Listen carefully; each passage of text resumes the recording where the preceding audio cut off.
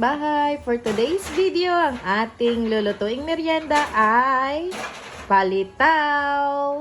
Bali dito nga ay nagmolde na tayo ng gagawin nating mga palitaw gamit ang glutinous rice flour. Tapos dito naman ay gumamit tayo ng 2 lata ng coconut milk, gagawin nating latik. Tapos, ito yung ating sago. Niluto na yung sago. Ayan.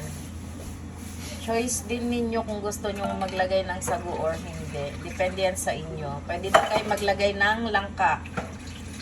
And dito guys, pwede na tayo maglagay ng ating mga palitaw. Pagka lumutang na yan, ibig sabihin ay luto na yan. So, ayan guys. Luto na yan kasi lumutang na siya. Luto na yung mga yan. Mabilis lang siya maluto. Bali dito guys, dahil nga kami ay masyadong maimbento sa buhay, nag-try kami gumawa ng ube. Ayan. Naglagay kami dito ng ube extract. Yun ang ginamit namin para maging purple ang kulay niya.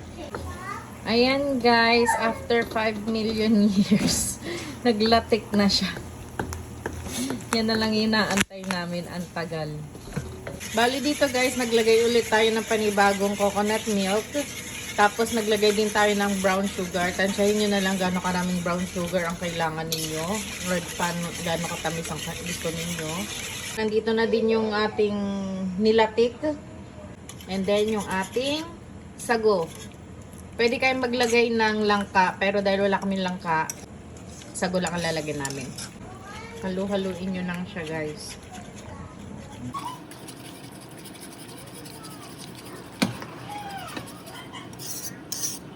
So dito guys, pwede na natin ihalo yung mga naluto na natin na mga palitaw.